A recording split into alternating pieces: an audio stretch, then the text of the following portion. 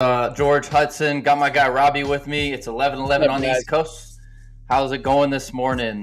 We got a great episode as always. Episode 40. We're getting up there, Robbie. 0, man. I'm excited about Mm-hmm. that, man. We're almost a year deep in this whole thing. Still learning, still growing, still grooving, and just watching some amazing stuff happen, man. Mm-hmm. So today, the genesis of right now is this.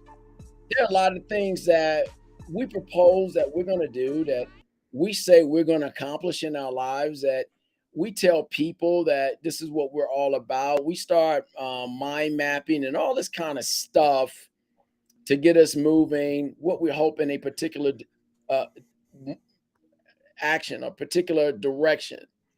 And for whatever reason, whether we're making excuses or not, it doesn't get done. So, right now, what are you always waiting for? Right now, just so you know, procrastination is the murderer of every great invention unknown, every great person unheard, every Nobel Prize never won, every launch of greatness never realized. Procrastination destroyed it, murdered it. Unrealized potential, broken promises, broken dreams. Where's your urgency? Where's your esteem? Where's your gumption? Where's your drive? Where's the God of creation to power your dreams into vision, vision into planning, planning into doing and enjoying your lives every moment that you have? Or where has your courage gone? Or where can it be? Oh, where has my courage gone? Mm-hmm. Oh, where can it be? Man, Mm-hmm. and when I was coming up playing ball, on every team, we recognized that there were some scrubs. That's what we called them. We called them scrubs. They didn't want to win as much as they wanted to be in a uniform.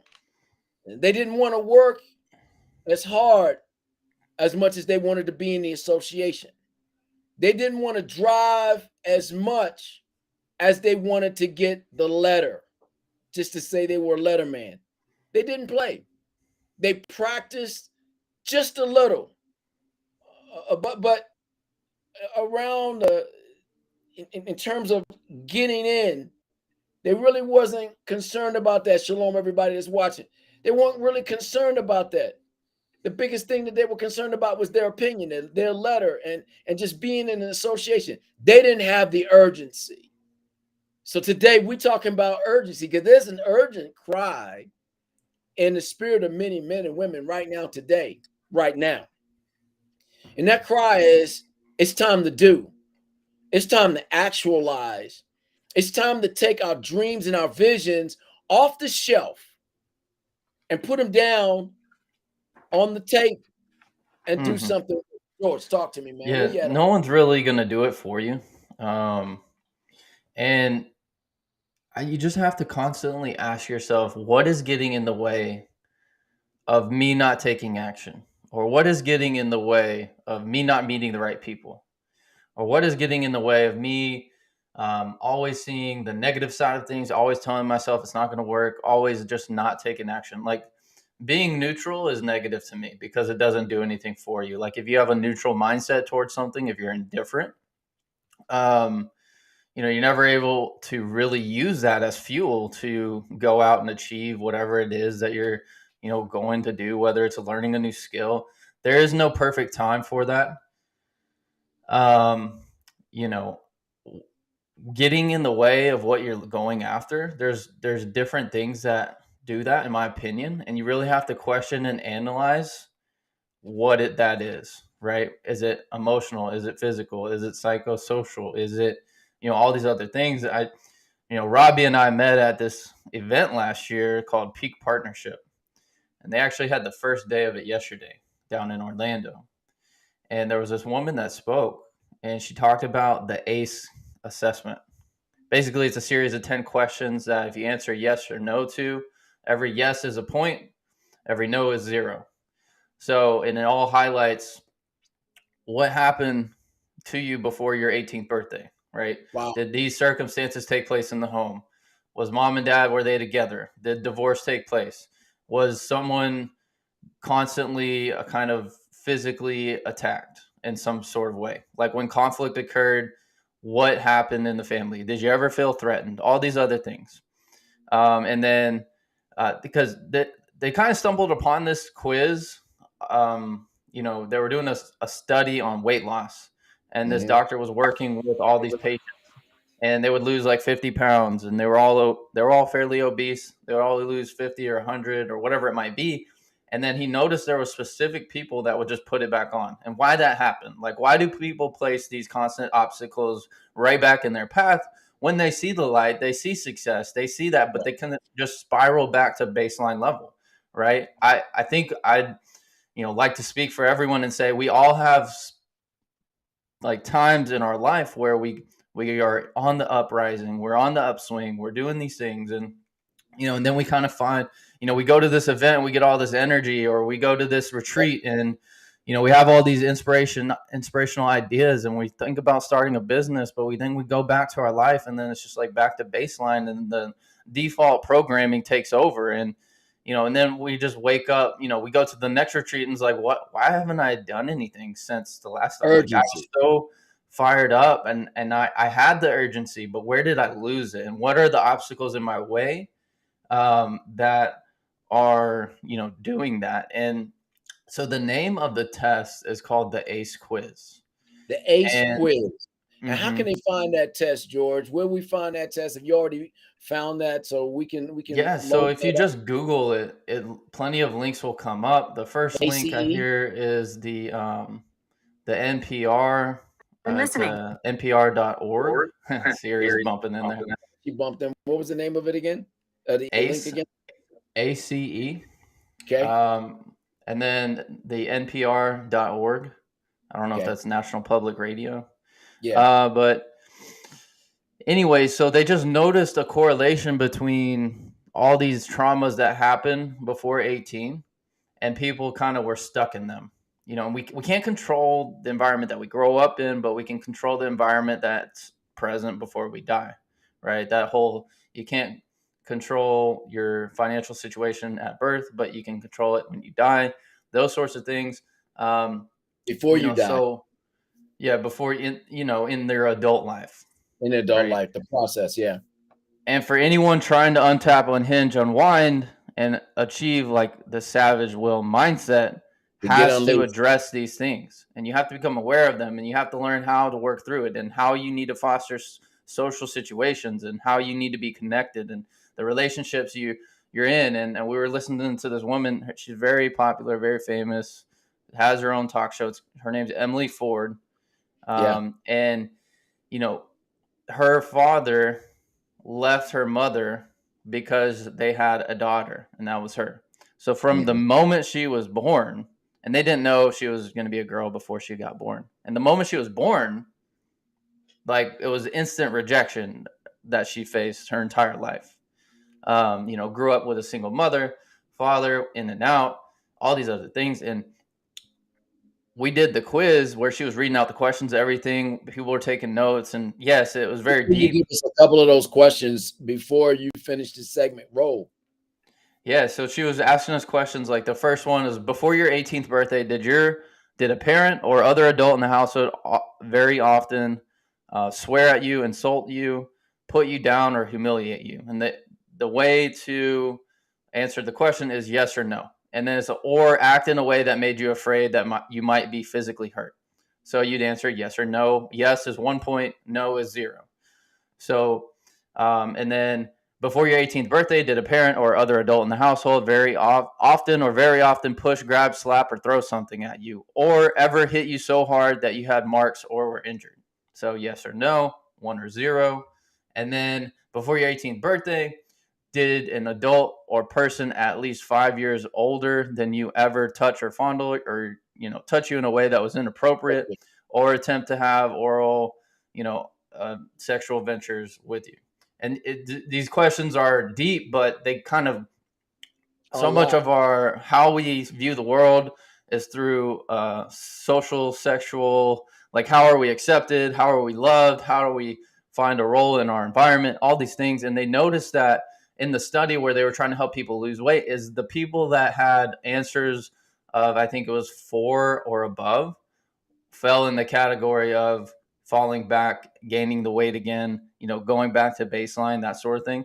And I think that's just an example of, I want to jump in on this, man, because yeah. something that drove me and my boy, I just went back. You guys know, a week ago, 2 weeks ago, I was with my partner, my main man, and was in Switzerland, in the Swiss house is where he lives.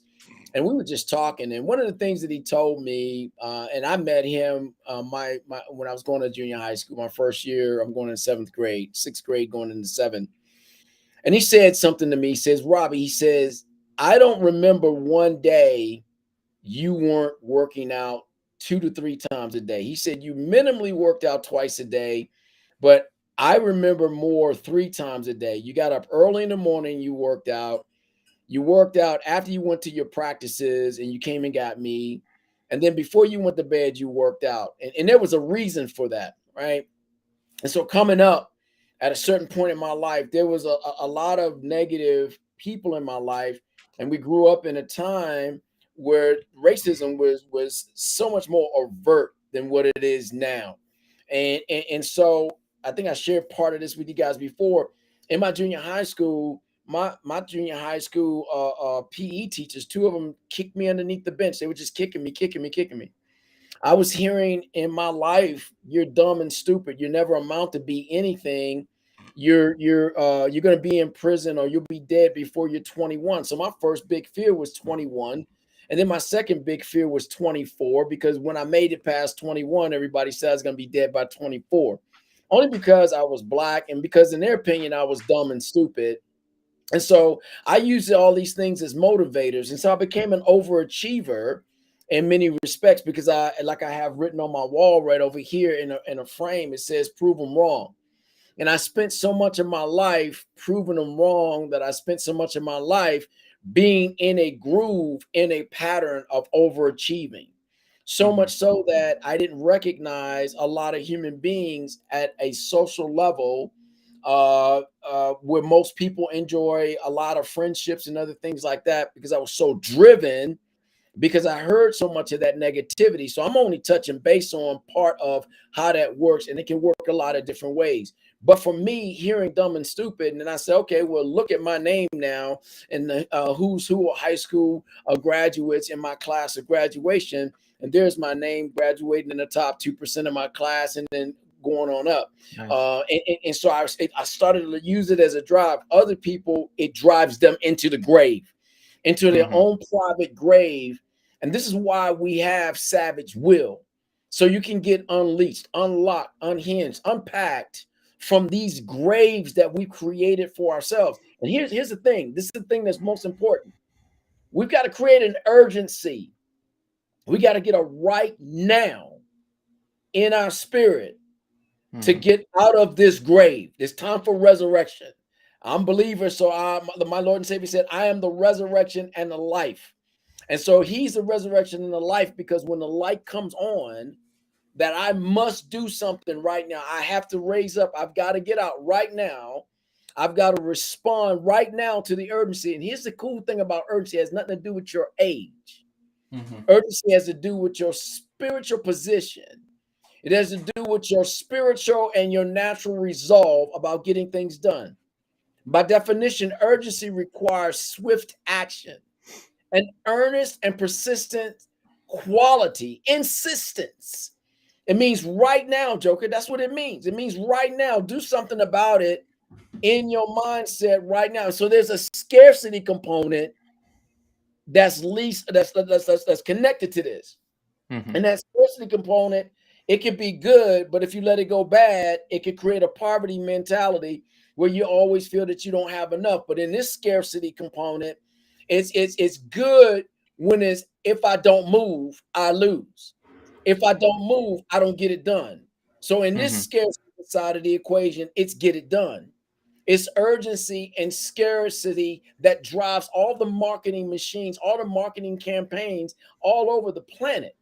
It increases your engagement. It increases your ability to convert on a strategy, idea, or whatever it might happen to be. But it's all strategic. Take for example Black Friday. The Adobe Digital Insights alone show that on Black Friday, $9 billion just in 2021, $9 billion was transacted simply because people thought they were going to lose something. So what I'm getting at right here, and what George is hitting on, it's just a tipping point for some Mm-hmm. people's lives. You can allow for all the stuff that hurt you, that you buried, that you compartmentalized, and it's allowed for you to be quasi successful. You can allow for these things to continue to beat you up, hold you bound, cause you to carry unnecessary weight, unnecessary hurts. Or you can make up in your mind right now, urgently, I must address this pain. I purchased anxiety. I purchased pain. I compartmentalized them all, and they've been forcing me to act in a way that has not allowed me to fully actualize. And Yeah. now you've got to make up in your mind, I'm going to write these things down. For example, take that ACE test and then come to that revolutionary realization that I have got to and will today start my breakout. This is my time to get unhinged. This is my time to get unpacked. This is my time to unwind. This is my time to get unleashed so I can have a savage finish to my life. My will is I will no longer live in the scarcity, the poverty, the hurts, the pains. No longer will I allow these to dominate my life because I've made up in my mind that today is the day for my conversion. Today is the day that I shed the first layer, Mm-hmm. the most important layer of this in my life so I can start to move forward. Yeah. I think the biggest thing that was telling was how successful she was. And it's because she was so passionate. And being passionate is one thing, but being driven is the combination there, I think, is going to, take you to levels that, you might not have the skills right now. You might not, she didn't know anything about, business or being famous. Like her family was absolutely broke. And, just Google her right now, or if you're listening to this, go ahead and go Google Emily Ford and just the things that she's accomplished. And just seeing that happen every day. And it's like the difference between you and them is they decided that that wasn't going to hold them back. And, Say that one more you time. know, I decided the that different, they decided that it wasn't going to hold them back, and they used it as a put them in strength. the first position. I decide that I'm no longer going to let this hold Yeah. me back. And the thing is that she read through all 10 questions, and everyone was like writing them down, yes, no, adding up the points and so forth. And the crazy thing is she said if you had one or above, stand up. Like if your score total to one or more, stand up. And 90% of the room was standing up, if not more. There was a room of 1,000 or 1,500 people. But and then my perspective, I was thinking so many different things, and it's just a tough situation. The questions are very targeted and very deep, and you just see so many people standing up, and then you're like, oh shoot. And then I realized I'm still sitting down, and I'm like, man, I'm so grateful for my situation, and and that sort of thing. And then it brought so much gratitude and brought so much, just like, wow, Well, hold on, reflection George. on my life and things like that. Hold on, brother. Because I remember when you and I was talking, and not, without going into any detail, I remember there was a moment, however long it lasted in your life, where you had to process through some dark places. Yeah, that was You post 18. So Okay, got you. and So and so and that was more internal. Like all of being it's internal. provided for so well. You're like the hamster, just life is being fed to you easy. You don't have to do anything, you don't have to work. I didn't have to work in high school. I got to spend all my time on sports, focusing on friends and things that I wanted to do. So my home and upbringing was incredible. But it was like, okay, when I graduated college, it's like, okay, here's the real world. Like, Yeah. what do you have to show? Like, where I had You no were an work outlier. experience. Yeah, I was definitely an outlier. So everyone's journey is different. Everyone has different hardships. Everyone has to Right. face different Right. things. But it's a matter of identifying what your obstacles are and then not letting them stop you, right? And that was what I took away is there was so many people standing in the room, but that room was full of winners, right? That 100%. room was full of people like chasing the storm, going right headfirst into their junk, into the pitfalls of their life, the burials or the deathbeds, the coffins of their life, and cleaning them out, saying They were no, this not is not going to afraid. stop me. Exactly. They were not afraid to address fear. They were not afraid to address what they bring to the table, even if it meant that they would fail forward. They took on that challenge. They took it on, and they allowed it to be a fuel. They allowed it to be a reason, a psychological trigger to compel them to act quickly and to compel them to act with discipline and to compel them to act with such a push to a Hmm. higher value and a higher level where it superseded every level of poverty, emotionally, spiritually, and whatever, and every scarce and rare place of understanding in their lives. They were compelled and driven by passion, so Hmm. critical in their understanding that they didn't allow fear to have a repulsive place. They didn't allow fear to have a polarizing, stopping place. They didn't allow fear to have anything to do with their success other than to become a motivator. The stronger the fear pressed on them and presses on them, because they're not without fear, they push harder, they Hmm. drive harder, they focus, and they get more of that relentlessness. And then they start to look back over the journaling of their lives and they say, I'm already unleashed. Hmm. I'm already capable. The devil gave me his greatest blows. He's beat me with his more powerful scarring. And I'm up and I'm still in the fight. And I may not be the billionaire right now, but the billionaire doesn't define me. The journey that I'm on defines me. Because if I never cross a billion as an owner, it doesn't define me. It's something that I want. But the process and the unleashing, the freedom of my thinking, the freedom of my resolve, my ability to impact other people's lives and to make a difference, to be an agent of impact has greater value than the money itself. Because even in your own testimony, the money was one thing, but the money didn't make you. What made you was after you hit this particular age of reasoning. And then you said, what now? And then you started your right now. And so right now, we're all in a right now. Some of us that are watching right now and some that are going to be watching later on, you're in a right now moment. And in Hmm. that right now moment, there's some place of discovery. There's some place of reach. There's some place of depth that you got to undig. You got to dig up some stuff. And you might need some help through some prayer. You might need some help by just listening to this again and saying, yeah, that's it.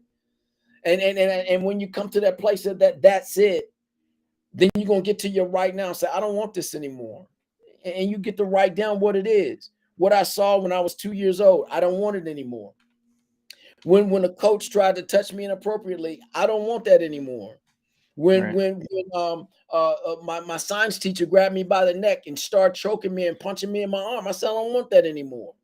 When I saw bullies bullying my friends and beating up on them, and I said, "No, I'm gonna learn how to fight so I can deal with the bully." And I started dealing with the bullies because I didn't want that anymore.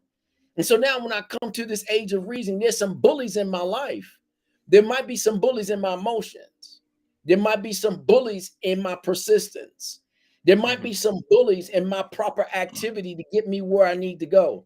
There could be a whole lot of bullies, but right now I'm saying to these bullies, I'm on deck. And it's time for this thing right here to end because I have something I need to accomplish. The Spirit of the Lord has put in me, make no small plans for me. Be an agent of impact. Build me a nation, one person, one family at a time. So I can't allow for small things. I can't allow for fearful things that are just notions and suggestions to stop me from doing what has to be done. And doing what has to be done, listen, people, it's not about how much more thought you have to give to something. It's called procrastination. It's about doing something right now. It's making up your mind and getting it done. Listen, can I tell you this? Can I get you to get raw for a second? We can figure out, read a 50. Look, I'll let you see my library. 50 billion books. Doesn't matter. It's information until you get to a place of right now and it becomes activation. When you take the core values that you have learned, the core principles that you're going to invoke, and you do something about it. Otherwise, what greater hypocrisy could there be than you to have read all the greats, till you have met all the greats and all the wealthies, and you have done nothing in your life? Yeah. And just to hit on that, there was another speaker that spoke at the event, and one of his phrases, I wrote it down because it hits so deep, is education without action is void. It's nothing. Void. It's Foolishness. like it's a hobby. It's just something that,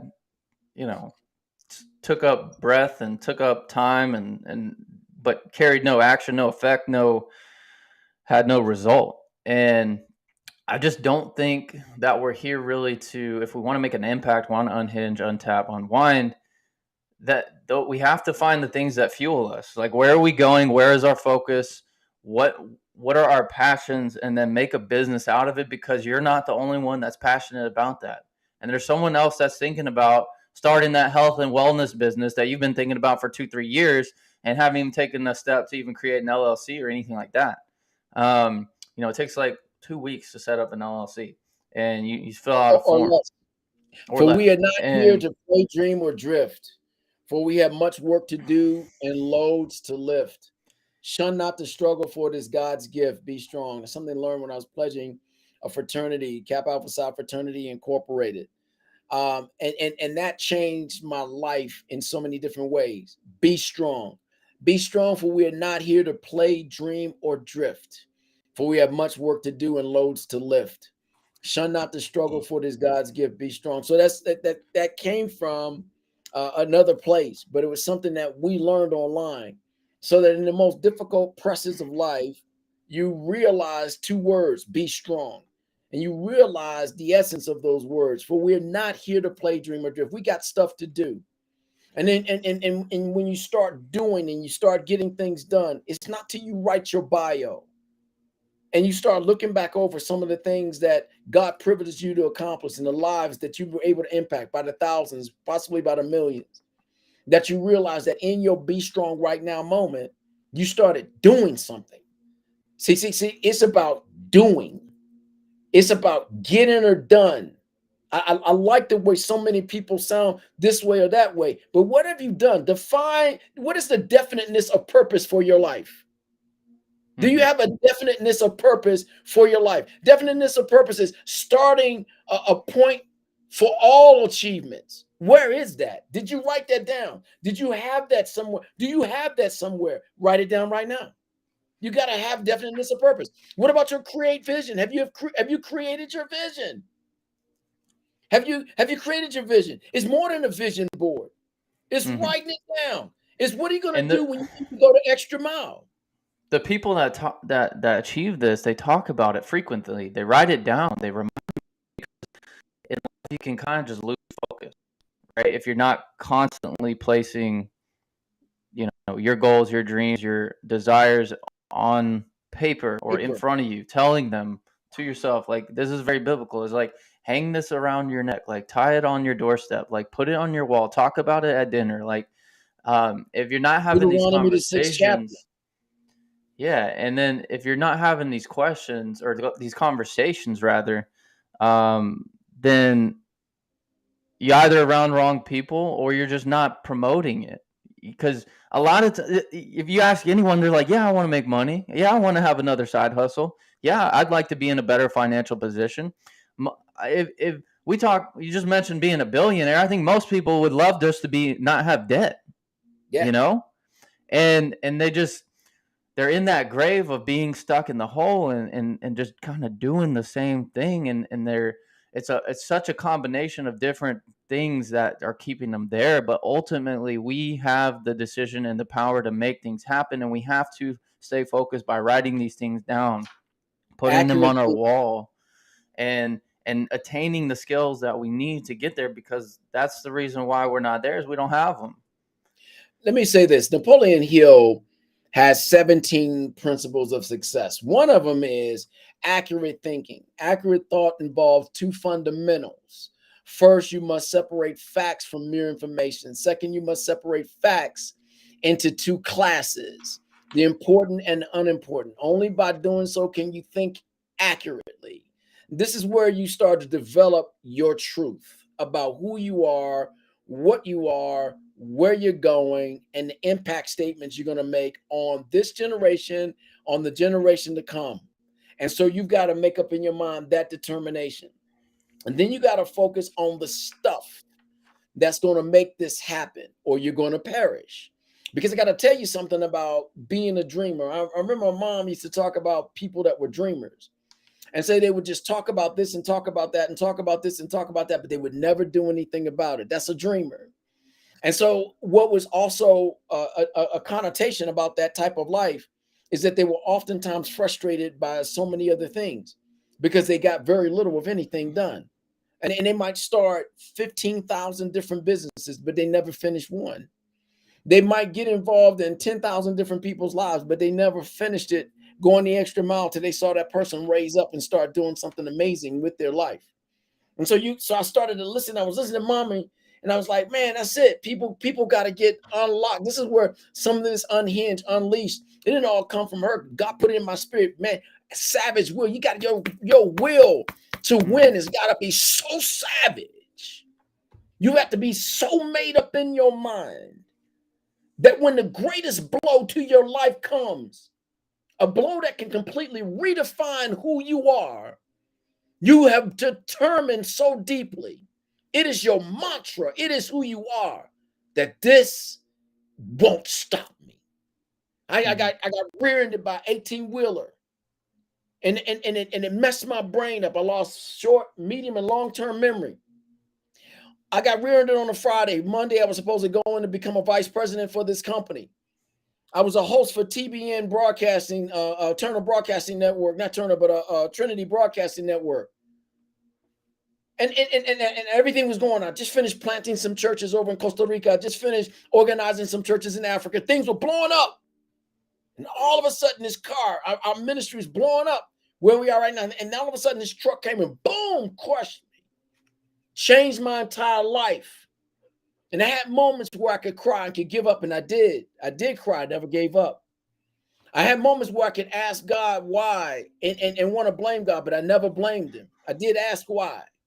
And I got to tell you something, that sometimes when you're going through the test, the teacher won't give you the answer right away. He trusts and she trusts that you have learned enough to find the answer and to score right. And so in this time of recovery, there were some times it was very quiet and God didn't speak to me, but I've heard the Lord all my life. And when he didn't speak to me, I was like, I don't want this life. I don't want to be here. I'm giving you my testimony. This is my resolve, my right now.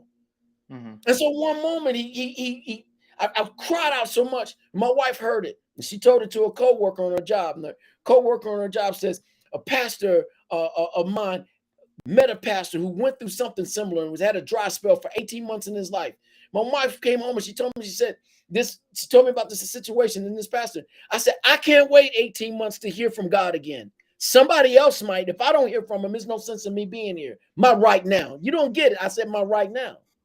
And so the lady gave a CD that this man happened to be passing by, gave the CD to the pastor. The pastor gave the CD to this woman. They're interceding for me, praying for me. I'm always interceding and praying for other people. But God, I needed God right now. And it had to come a different way. And it came a different way. And the way it came, I got that CD in. We put the CD in. And I listened to this man. And when he gave his testimony about 18 months not hearing from God and having to rely on everything he had learned and had to be disciplined and persistent about everything he was doing, then I said, here's what I do know. God, you're not talking to me right now, but I preached your word. I meditated on your study. And this is all I really do know. Everything else is peripheral stuff. But this is what I do know. And so I went to what I did know. Next thing I know, I'm looking up in my brain, my memory's coming back. I'm looking up and things, activities starting to happen. I'm starting to readjust my life by the grace of God. Then he's starting to speak to me again. But I had to make an action. First, my tears watered my right now. Because if I didn't ever cry out, I would have never had my right now. All I would have been doing was commiserating and thinking about all the loss that I had. And I said, no, I got to get up. God, I got to hear you. And I made up a right now moment. And I press on that right now moment every day. So right now in my life, the purpose behind this whole podcast is somebody's been stuck. Somebody's been hurt. Somebody had to go through a surgery or 2 or 3 or 20. Somebody's lost millions, billions. Someone's lost ministries. Someone's not getting up to do what they're supposed to do. But I'm here to tell you right now is the time for you to make that decision to get up and to stop making excuses right now. You think you had some things go bad? Wait till you lose everything. And I almost lost my wife, almost lost my children because my mom was messed up because I didn't have any memory. I didn't even know who they were for about 2.5 weeks. 2.5 months, my wife said, I thought it was 2.5 weeks. But I had a right now moment because all I could remember was and knew was God. I don't know what your God is. I don't know what's going to drive you to right now. But at the point you allow for the psychological, spiritual trigger to bust your scarcity up, bust up your anxiety, bust up all the anxiety and fears that you purchased all your life, until you come to that right now moment where you're no longer going to purchase any of that and waste any more of your time and your money and your emotions on that, you're going to stay stuck. But right now, we're having this conversation because I'm here to tell you right now, prophetically, predictably, if you apply yourself right now with a little bit of spiritual muscle you have, with a little bit of faith that you have left, you're getting out. Yeah, and I think one thought that kind of keeps me up at night, or when I find myself frustrated that I'm not on track, not on schedule. I was doing good, now I'm not. Why do I get back on the horse? Is there are plenty of people out there with twice the obstacles, 3 times, 4 times the obstacles, and half the brain power doing Yes. much, much more than what I am. And I'm like, okay, so what's my excuse? Like, where? And you don't say that to beat yourself up. It's like, you know, how do we get going? Let's Yeah. get the motor going. Let's go. Let's go out there and make it right now. Like, and the next conversation I have, I'm talking about my goals. With someone who can help me get there. And it's not just to talk, but it's like, okay, who can I recruit? Who can I reach out to? Who can I have, in my circle who can teach Your me the way? mastermind alliance. Right. And then you just start getting resources and tools and path and things in your path. And you start refining your skills and you start learning how to express your ideas. That was one thing for me that it took a long time to even just, I didn't have a lot of confidence in just even introducing myself to other people. Right. I didn't know who I was, what my mission, my goals, my values. I didn't know how to, like, I knew what they were, but I never was able to express them, and then that's that period of time of the 18 to 21, trying to figure out, okay, I graduated from college. Where am I at? What am I doing? What do I value? I kind of changed my route. What I was studying in college was what I thought would look cool. It didn't necessarily pertain to what, you know, I wanted to value and pursue. And then, medical school was the thing that I thought that was. And then, I realized, oh, whoa, I'm actually not super fired up about medical school and being a doctor and seeing sick people all day, you know.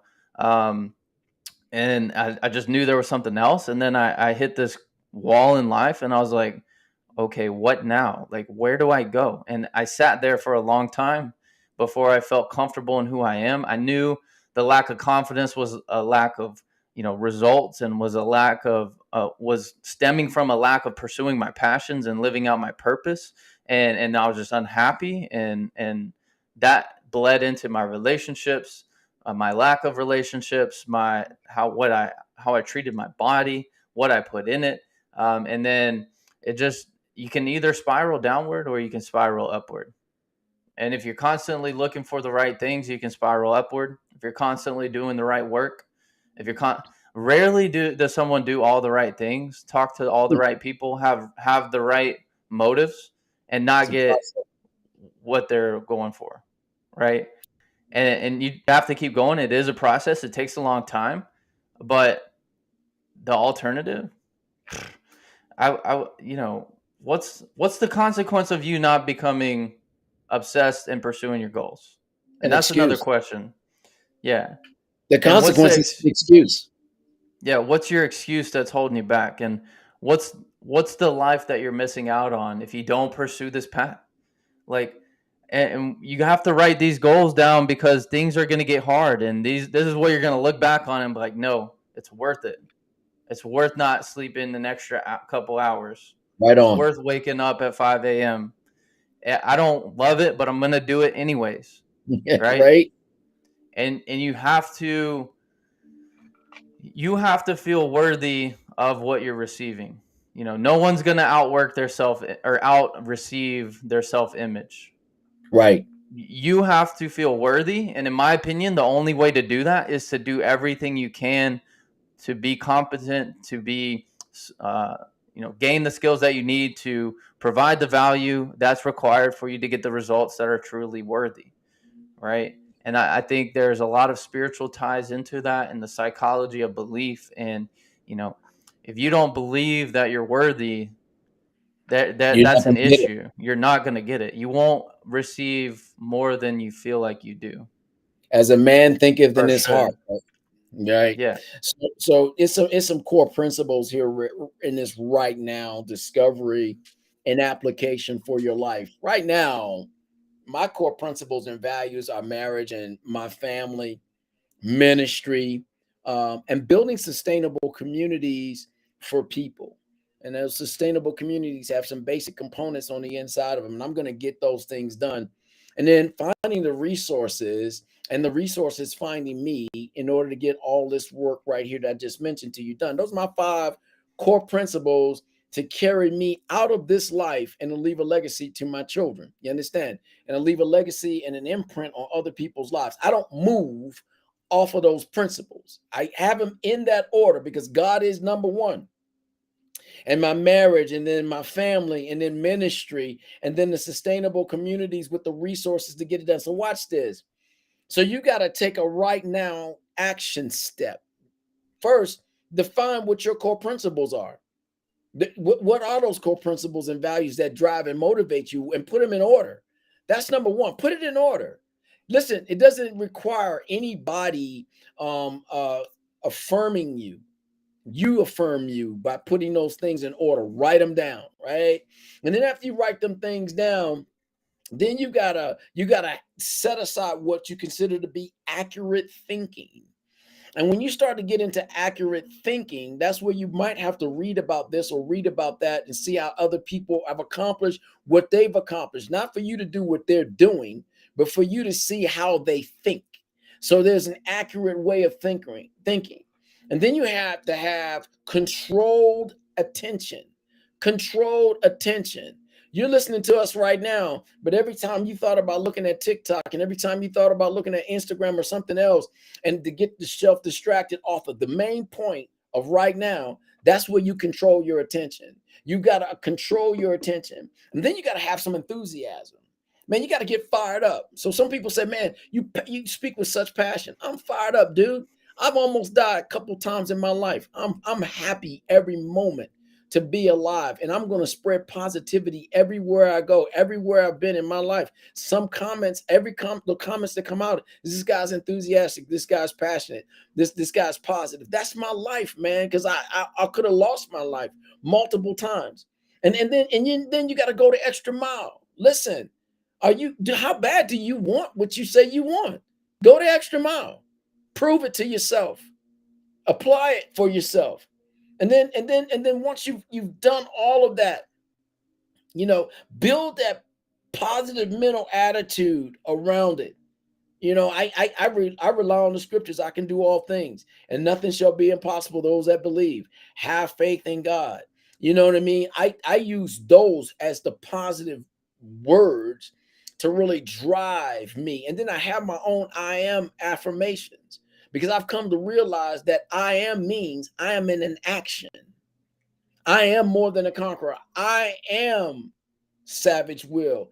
I am a billionaire. That means I'm taking the actions to do the things that I need to do to accomplish the principles that I write about my life, that I rewrite and rewrite and rewrite and rewrite and rewrite. I've gotten, when I die, I told my wife, I got a couple of friends in the earth realm. I'm finishing the book right now, but I got a couple of friends in the earth realm.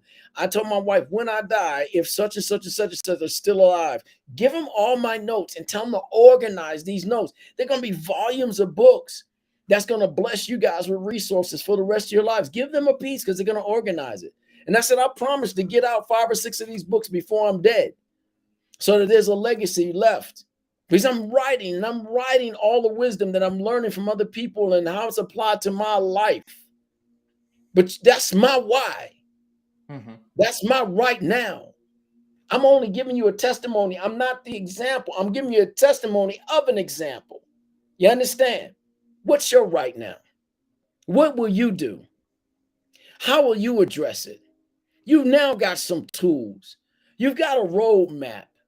There's a million billion books written by so many different people. Find one, find two.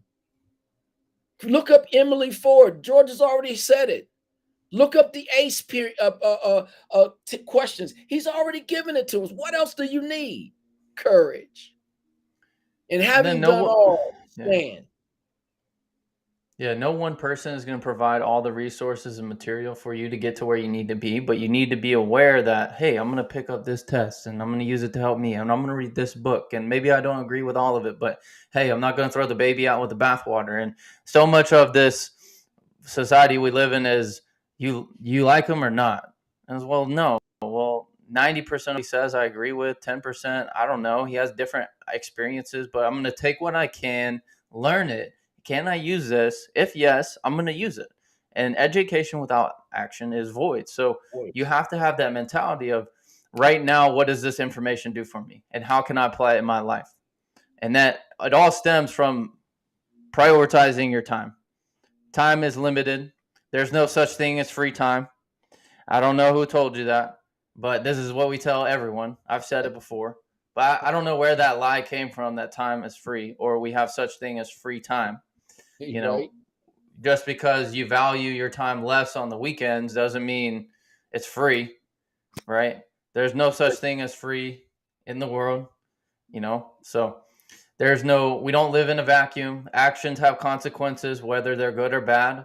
So the time is now. The time is to act. The time is to pursue that skill. The time is to make time for it. The time is to make time for what matters most. So we're getting towards the end here. Robbie, you have any closing thoughts? Applied faith right now. Hey guys, when you take some of these little pointers and you apply them, and by simply taking an action step, and I got to tell you, the essence of courage is action. All right. As soon as you pull up a piece of paper, as soon as you write down the notes or whatever, even while George was speaking, there's some notes that I took down while he was speaking. So when I'm looking down, I'm actually taking notes because I believe that these are additives to where I'm going, what I'm actualizing in, and it was something about what was said that I took a note on. I've given you some things that you could have taken some notes on. If you've forgotten them already, listen to this broadcast again. If you know some people that are stuck, share this broadcast out with them. It could be that although I was very passionate about what happened in my life on 2 different testimonies, it could be that somebody needs to hear that. So don't you be the judge. Pass it on because they might hear it and it might unlock them. This is what Savage Will is all about. We got to get unleashed. You understand? And you've got to find that you do matter. And you've got to realize that when I put principles into play, I can, in fact, accomplish them. Listen, if I never make $1 billion, my journey is past $1 billion. If I never get a chance to physically go to the moon or to Mars, my journey helped me exceed that and see the galaxies that have been created through the sciences and everything else that I get a chance to look into and the impact I'm able to provide to other people's lives. And so I make no excuses for not getting to any of these places. And I haven't yet arrived to any of them, but I'm on my way. But here's what I do know: I'm on my way. And I have Mm-hmm. courage right now to go ahead and pursue it all with great joy, with great conviction, with great passion, with great drive. So much so I've got decisions that I'm making right now in my life because I have to get further along. And the course that I've been on has served me well for right now. But I've got to go up higher and I've got to go in deeper. And so you too have that option. Make a decision. Have some courage. Have some faith. But today, do it right now. Mm-hmm. Don't wait till an hour from now. Don't wait till after you've eaten. Don't wait for a perfect moment. Pull out the paper and pen. Pull out your phone and don't look at TikTok or anything else, and just start typing out what those principles are. And it may not be 5 for you. It may be 1 or 2. That's enough. Starting point. Courage. We stand in Mm-hmm. agreement with the success on this. George, take us home. Right. Yeah, another great episode. Lots more to say, but we're going to go ahead and cut it off. If you're listening to us, please like, subscribe, share. We really trying to grow this thing, really trying to make moves here. If you value this information, show us that you value it.